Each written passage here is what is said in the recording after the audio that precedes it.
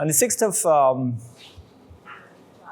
January 2020, I actually had a meeting here with about 60 to 70 people, and I launched a program of removing 3 Ds, disease, degeneration, and death. And it's a 10-year project. We are somewhere just past the midpoint, and we have gained quite a lot so far in terms of the research.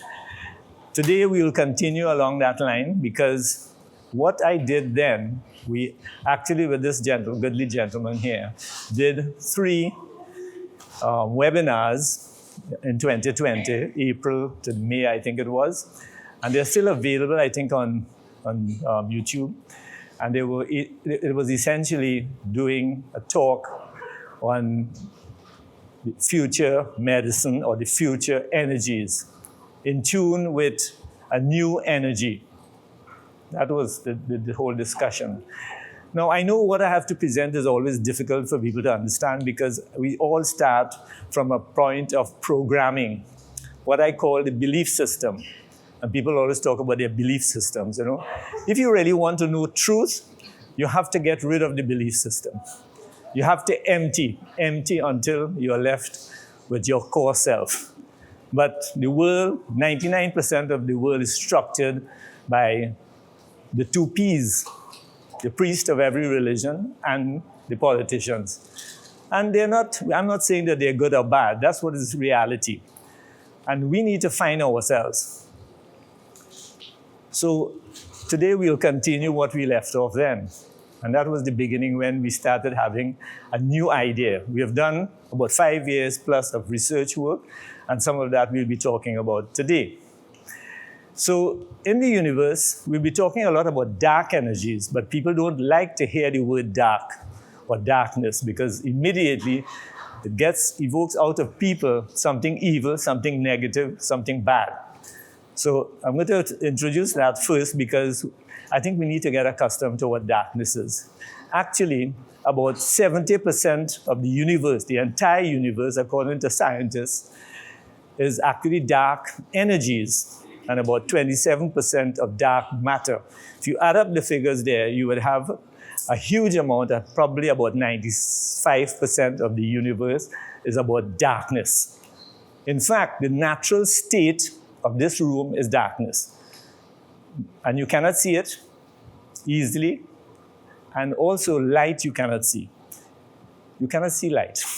Only when light is reflected then you can see it. So I could beam a light like a laser, and if it hits nothing, you will not be able to see it.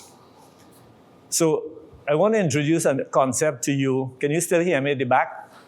So raise your hand if you don't, because sometimes the voice will go down because I have to talk for the whole day. So I want to demonstrate something to you which is at a quantum level. Because science is based on your 5 senses. And that's what you can perceive, what you can measure, quantify, and so on. But when we talk about another level that you cannot see and quantify, it's difficult to accept. So I want to demonstrate that. See, that is spinning there. I have to wait until it stops. And then I will show you, not magic, but what a photon can do. A photon is the smallest particle of light. That's what a photon is. You cannot see a photon. But this is going to produce millions of photons. And it has stopped now. So if you watch carefully what is going to happen, the light goes through this glass and it is sealed. And I'm going to put this on and watch what happens. It's spinning. Get that? So something you cannot see. If you want to stand up to look at it, fine. Do those at the back. But that's what is happening there. Now, you cannot see a photon.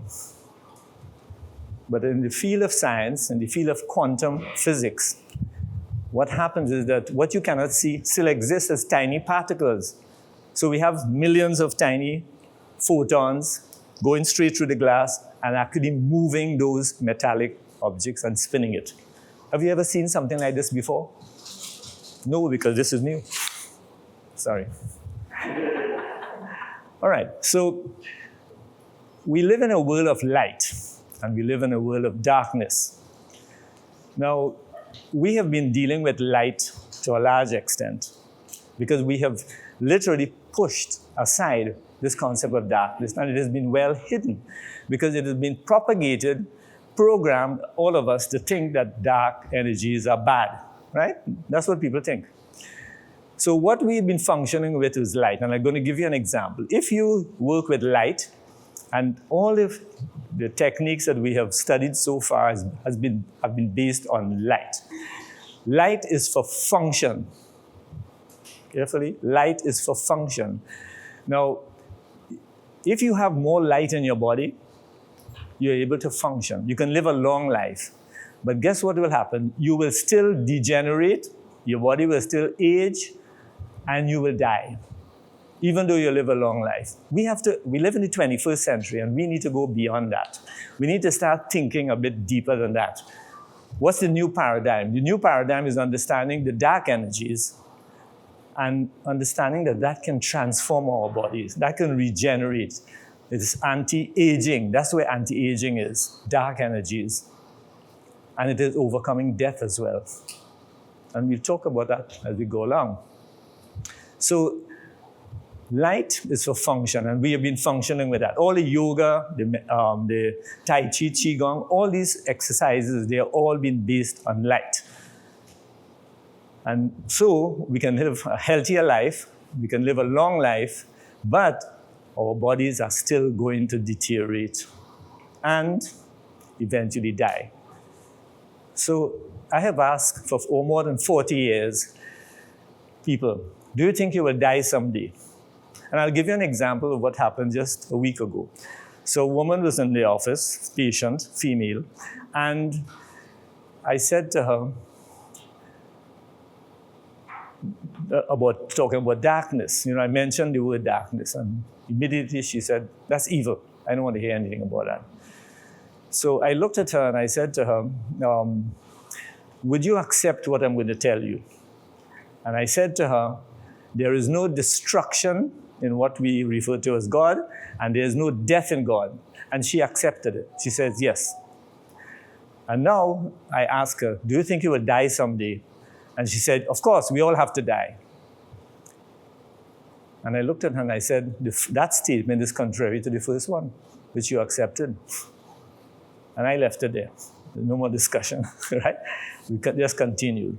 So I like to take breaks. So for a few minutes, I'm going to play some sound, because sound has to do with dark energies, right? So just sit quietly, and just for a few minutes, I'm going to play some sound. I'm going to use this one.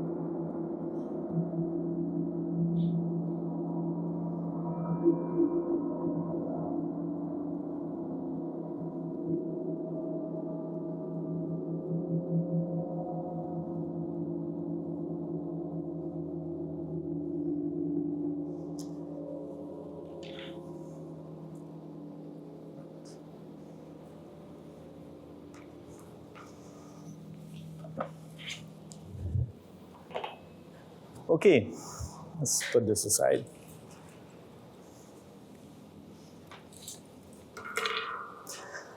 So I'm going to talk for a few minutes about water. How many of you all walk around with water right now?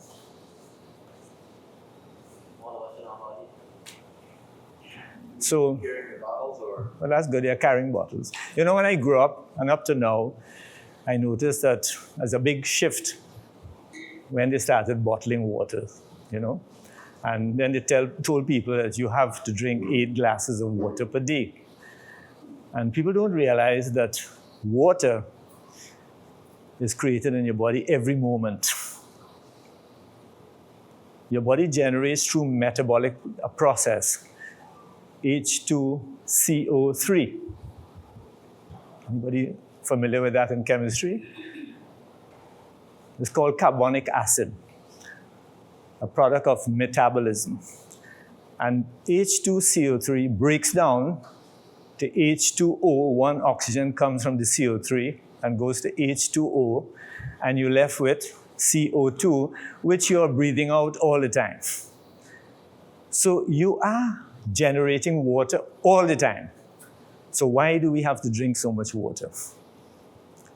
Right?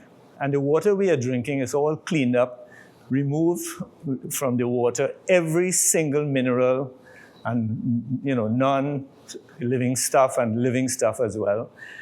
And we are just drinking water. And when you drink that water, you're going to be overworking your kidneys all the time.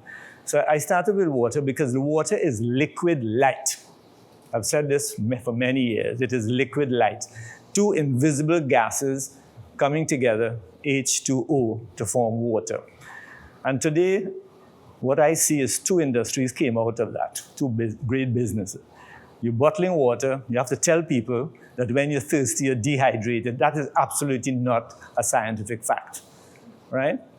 And the second thing is that you must drink 8 glasses of water or more per day. You know, that's good business. While your body is generating water all the time. Anybody here knows what deuterium-free water is? Just show your hand. No. Okay, hydrogen atom has 1 electron, 1 proton, and a neutron. Okay?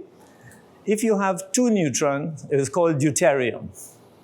And if you have 3 neutrons, you will have tritium. The best quality water is deuterium-free water. And that water is structured differently because of the lack of the extra hydrogen, the extra neutron in the water. And you know what? Your body is generating deuterium-free water all the time, even as you're sitting here. It's interesting. So we have created a technology. We're not into any business, but we created a technology. And this technology is to take water that is clean, and what you do with it is to add, now you can do it yourself. All you need to do is add a little bit of salt, all right? Small amount of sea salt. I would not recommend, I mean, if you cannot help it, you could use rock salt, but I'll tell you the difference. Rock salt came from the mountains, and it's been around for millions of years, and it does not really attract water.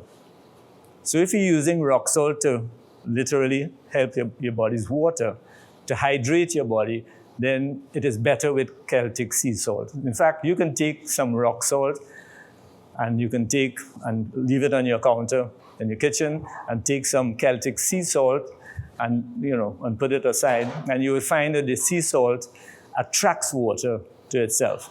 Which means that if you want to hydrate your body, what you are going to do is to get good quality, clean water. And when you clean up water, you take everything off, you just have H2O. And if you drink that, it is just going to go through your system and flush out even more minerals from your body.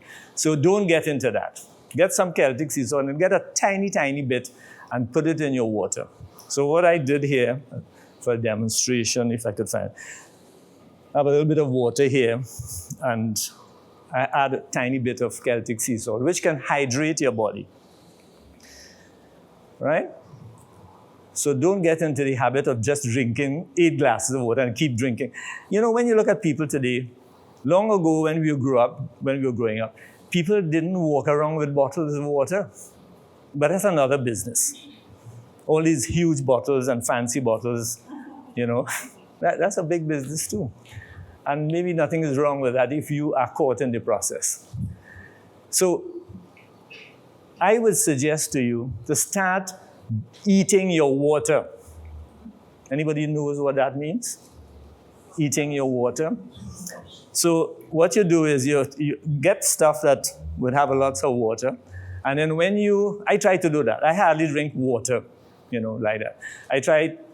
I'll give you an example. Cucumbers, pineapple, makes a nice, good, rich in minerals, vitamins. So you have all the added benefits of eating your water. And fruits, all the fruits as well. So when you do that, you don't have to be drinking water around, you know, you'd have occasionally, you know, the people who would need water really, people who are sweating a lot during the hot season, people who are working in the sun, and you're throwing out a lot of water. So you will need to replenish. And I'm not saying don't drink water. What I'm saying is that try to drink your water. Then you're better off if you want to live a healthy, long life. Because when you're drinking this bottled water that is being produced, where all the minerals are gone from it, and it's also clean, you are actually overworking your kidneys. How many know that when you're drinking, you just keep passing urine all the time? Yeah. So your kidneys are overworked all the time. Just like in the modern world, our immune system is always overworked. Right? So start getting into the habit of eating your water. And that's very important for you to understand and to start putting into practice. It's going to help your health a whole lot more. Right? So that's water. And the one thing about water, just before I end on that note, as I said, water is liquid light. What we have done, and light is really, you know, I have to introduce the concept of spin as well, because in our work, you have a right spin, you have left spin, and then you have zero spin, no spin. Okay? And anything that's right spin is toxic. If we test a person, you're mainly right spin, your health is really in a bad place. Your health is poor. And we use a spinner to be able to test that. I call it a quantum tool. And you can test any product. If a product comes to us and we test it and it's right spin, it means the toxicity is very high. Right? You may have small amount of toxins in products, and it may be left spin overall, but that is healthy. Your body can cope with it. But anything that is right spin is very toxic. So water is cleaned up, and at the same time, we know that the planet is so polluted, and water is also polluted. Not only at a physical level, it's happening also at a non-physical level. And even if you clean it up by reverse osmosis and distilling and so on, the negative energy in water is not going to, you get rid of it. And that water, the more negative the water is and taking up negative toxins, what I would say, it becomes deuterium rich and tritium. And those are not very good for your health, you know? So you want deuterium-free water. We created a technology, and this is what it is. And you know, we have to talk about this in a way because there's a way out. When you put a bottle of water on that, what happens within 3 minutes, the water molecules at a quantum level is changed into a more harmonious way, and it actually becomes deuterium-free. We have done all of that testing, and so we are certain what we are telling you is all based on scientific research, right? Now, you may ask, how does that work? But I'll tell you. I want to shift into something totally different and talk about the human body and also talk about God, what people refer to as God. And there are many names for it, but I will use the common one, God. So let's take the human body. It's made up of what I call a holy triad, 3 things. So you have a material body, you have an energy system that runs the body, and then you have an informational field. let's be careful, not inflammation, but informational field that runs the entire system. Now, what is the informational field? All of you sitting here, you are carrying loads of information from all your ancestors, right? So we are product of all the ancestors. And you can think going backwards what you're carrying. And I would say we're all carrying the good from them, the bad, and the ugly. The ugly is when the bad manifests itself as a tumor or an illness in the body. That's what I'm calling the ugly, right? So you have the good, the bad, and the ugly. And the informational field in us is all the data held on the one hand from your ancestors. But I've always said that based on the research that I have done, that genetics very rarely would cause a disease. It is the predisposition for a disease or the potential for a disease. What now triggers that to happen from the genetics? It is called in quantum biology epigenetics. And what is epigenetics? It's essentially your lifestyle, how you think, how you act, what you're holding inside of you. All of us here might be guilty, and that includes me. We're all guilty of carrying bitterness and resentment because nobody here would have gone through life where somebody would not have done something to you and really upset you, and you're holding it for life, right? Some people more than others. And that's interesting because I've never found in all my years in doing testing for patients, I've never found a cancer patient who did not have a huge amount of toxic energies called bitterness and resentment. For those who know the back remedies, the willow trait, willow, deals with that. So that's the human body. The energy system, from an informational level, the energy system is made up of two components. One component is actually electricity, right? And without electricity, a person, if that goes to zero, a person dies. So you have, I can do this precisely, pick it up and put it back down. And I don't do this and knock it over or even miss picking it up. All precise information running through the electrical activities of the brain, the eyes, your arms, and everything to do that perfectly. I guess you would know when somebody has a stroke and they're paralyzed, they cannot do that anymore, all right? Because all the energies or the electrical natures come down to way below 10%. Sometimes in a complete paralysis, it will be zero. So you have the energy system. There's another aspect of the energy system that runs ourselves, and that is the area of our bodies, the actual energy that is light in the system. Light. And light travels at the speed of light. And our bodies are filled with light. Water is liquid light, and water conducts when it has all the minerals. It does not conduct when you drink all this water that has no minerals in it. So please go back to putting back some salt into your water. So the energy system is made up of two components, the electrical part, and you have light, energy as light. And your body's running with that all the time. Light is, getting through your system, communicating. Now, how many of you here know that you have, for instance, every cell in your body generating biophotons? How many know that? One. Nobody? Two, right? You must have heard it from me talking over the years, over and over and over again. So I guess we have a next seminar next, and I ask people that question. A few more will raise their hand, and half will have forgotten that, right? Every cell in your body generates photons, just like the sun, right? And the body cells communicate with each other at the speed of light. Seriously. This is all science. If you want to know more about that, this is a guy I met in Germany in 1982. His name is Fritz Albert Popp, P-O-P-P, F-R-I-T-Z, Albert Popp. Google him, and he passed on a few years ago. I met him in 1982, and I was really impressed with his views and what he has discovered. Guess what has happened up to today? 1982 to now is a lot of years, right? Good. But here's what.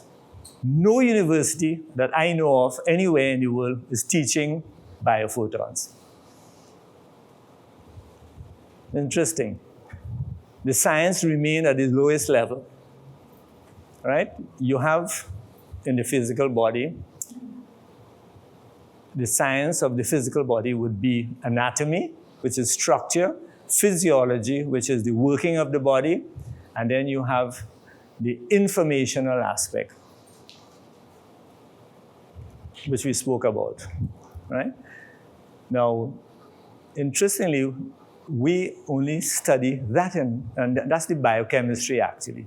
Sorry, it's the biochemistry. So all of medicine is based on the biochemistry. And they have hid from our view anything beyond that. So the medical students never learn anything about the other levels. The second level is the field of the biophysics, which is what Fritz Albert spoke about, the light and the biophotons. And no university, you here, nobody's teaching that. Where I used to do also lectures in Grenada, the university, nobody's teaching that at all, and nowhere in the world people are teaching that. Because if we teach that, guess what will happen? We'll take a huge leap from the biochemical level into another level, right? That will happen. So it has been really suppressed. So that's the human. The next level is biomathematics.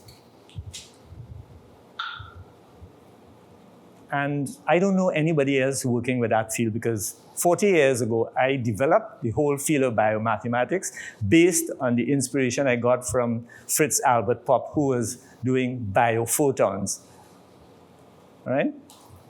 And so we have developed the field of biomathematics. It's the only area in Trinidad that's dealing with that. Probably the only area in the world. I'm not blowing my own trumpet because I've tried over the years to connect with people and they all dismiss me. With medical doctors everywhere I've been. And so we use algorithms. How does an algorithm work? I'll explain to you now. And you create an algorithm, and these are biological algorithms that I've been dealing with for more than 40 years, right? And in fact, I have developed a system. Within 10 seconds, we can know whether you're very sick or not using a spinner. That's a quantum physics tool. And also, within 10 minutes, we can tell you which organ system is the one that is the problem. In 10 minutes. And I have tested this against everybody's reports that they come with over the years, and it's just as good. Maybe even better, because you're dealing with levels beyond the physical level, right? But we're not looking for any medals. If somebody comes today to say to me, Dr. Harry, we want to give you a medal for so-and-so, I would say, please, when I get to that level, I'll tell you. Because I'm not looking for that, and I don't want any of that. The enjoyment of the work itself is what keeps me going. That's what it is. All right. So, biomathematics. Let me explain briefly as we go along. We live in a world that is related to a complex situation. And I will introduce to you the concept of God now. I'm talking about this. So God has three components too. So listen carefully, right? One component of God is actually what I would consider to be the dark energies. I did my research apart from figuring it out.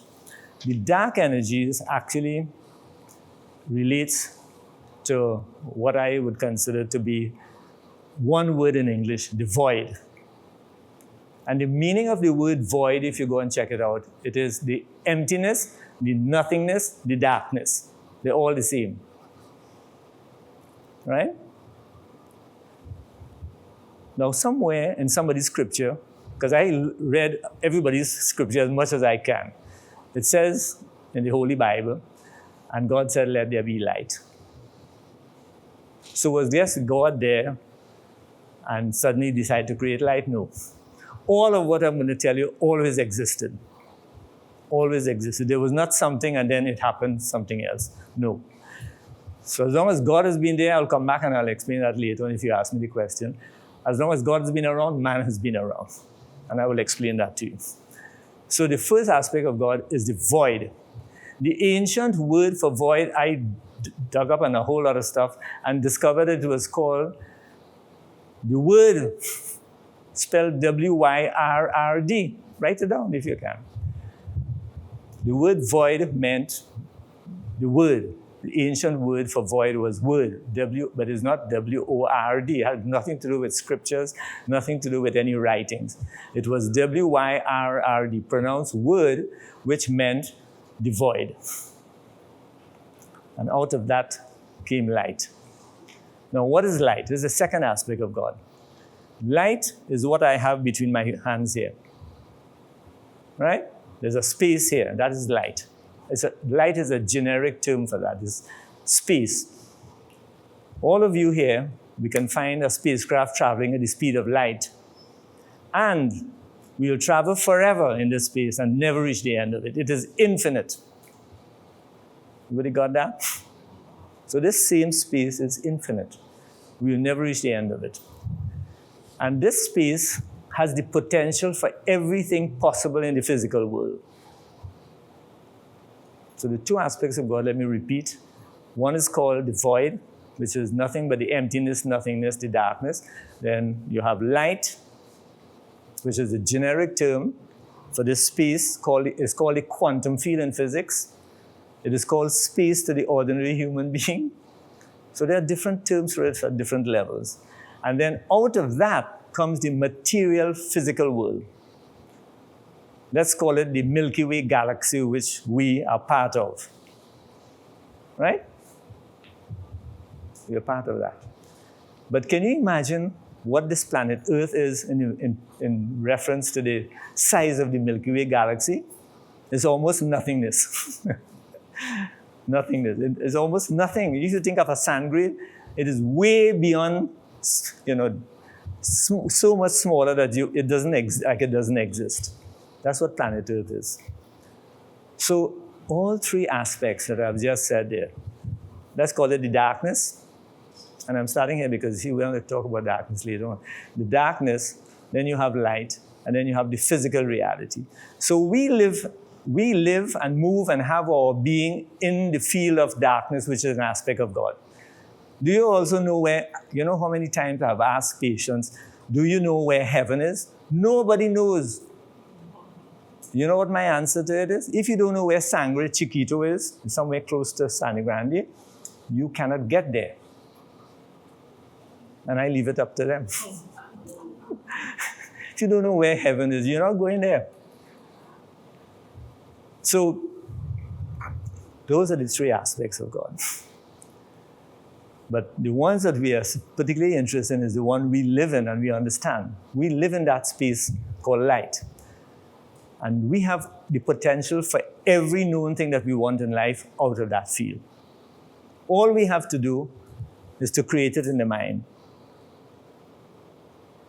The man, Jesus Christ, here's what he said.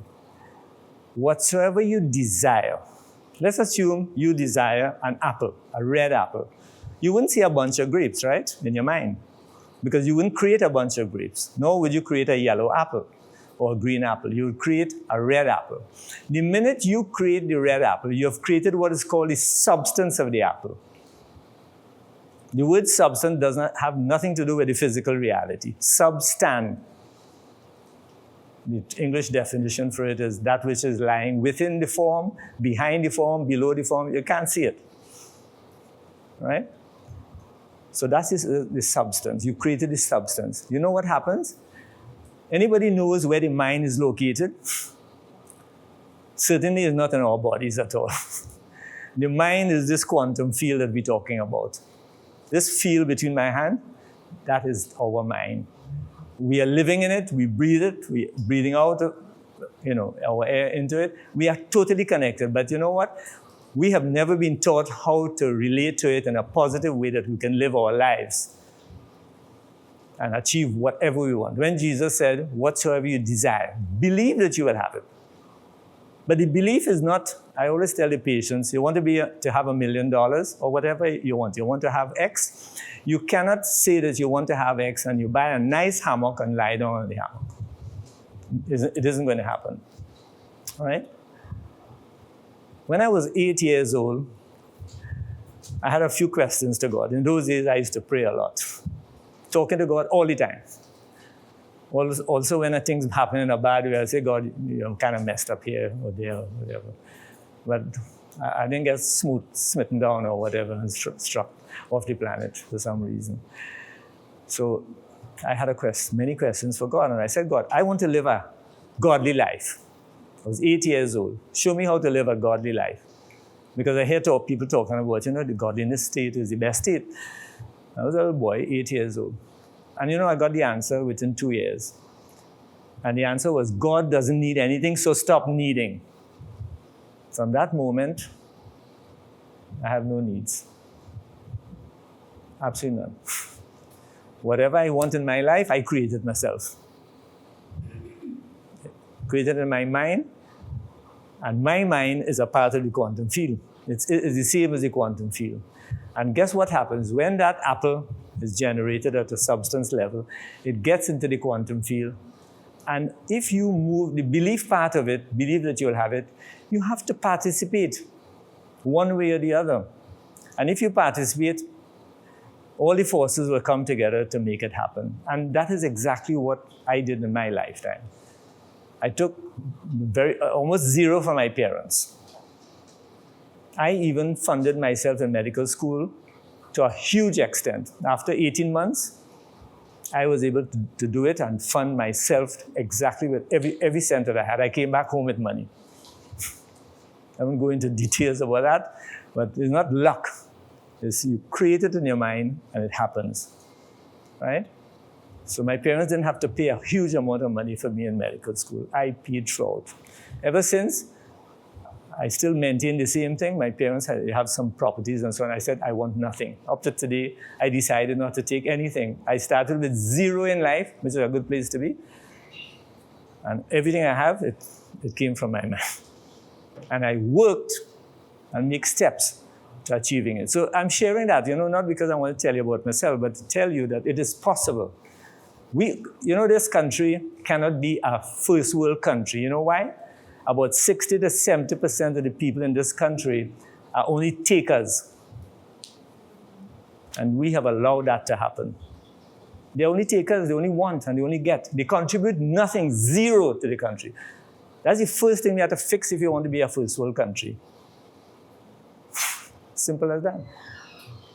I take nothing from anybody. I don't want anything from. In fact, as a doctor, you know how I operate? If I tell John, he's having a problem, I say, okay, come and I will see you. I never charge you. Somebody asked me recently, well, I want to see you. I said, well, you go and make an appointment because then I'll charge you. I was joking, but that's the point. And as a doctor, I never charge for time. Anybody who's a patient here would know I never charge for time. A lady came one day and she said she wanted a discount after spending an hour and 15 minutes with her. And she wanted a discount. And the fee was $600 for an hour and a quarter. And I said to her, listen, I will give you the visit for free, totally for free, everything. Name me a doctor who spent an hour and a half with you. And even if you lie, I will still give it to you for free. I told her that. I said, then the onus is on you. The karma is on you. She couldn't name it. I said, well, just go and pay the $600 and go. But that's how people are. But these are only stories, not to badmouth anybody. I mean, everybody wants a break in life, right? So these are stories. So you understand God now? God has 3 components. And if you're looking for God, you can't find it. You know why? Because everything around, all of you here are nothing but the infinite God. You're not a fraction, you're not a spark, you're not a tiny part of God. You are all the infinite, because here's what. If you divide in mathematics the word infinite by 10, 100 billion, it is still infinite. Everybody understand that? Right. So you are not a fraction of God. You are the infinite divine manifesting in a form. That's what you are. But they don't teach you that out there. They small size They make us feel that we are less than. And as I said, this is not a judgmental issue. I learned to observe in life. You know how to observe? I will teach you. That's the most difficult thing that you will want to achieve. But if you achieve it, it took me 17 years to achieve it. To be an observer, you just learn the art of watching and listening. Use your 5 senses, but mainly learn the art of listening. The art of listening simply means you must not agree with anything or disagree with anything. Our system is built in such a way that anything we hear, we agreeing with or we disagree. And I will tell you about that right now. If I'm speaking and you're agreeing with me, you are learning nothing. Would you agree? You know why? Because you already know it. You already know it. And if you disagree, you're still not going to learn anything. But here's what. You can learn a whole lot. That's how I learn in life. I learned the art of listening. I said it took me 17 years to quiet my mind. Because the mind is like that. You're talking to someone or you're listening to somebody, we'd have the tendency to agree or disagree. And if you go in either direction, nothing good will come out of it for you. You will come out learning nothing. So learn the art of listening. And if you learn the art of listening, it means that you just become the observer. And guess what will happen? You will learn from anybody. You learn from a vagrant. You learn from an highly uneducated person. You learn from the professors. You learn from everybody. You just learn the art of listening. But I warn you, it's not going to happen in a few years. It took me 17 years to quiet my mind. You ever heard this term, be still and know that I am God? Everybody heard that? That is what I'm talking about. You listening to people, just listen. But all of you here, and including me in the past, we have the habit of agreeing or disagreeing. Either way, you're not going to learn anything. So remember that. Okay, so another break.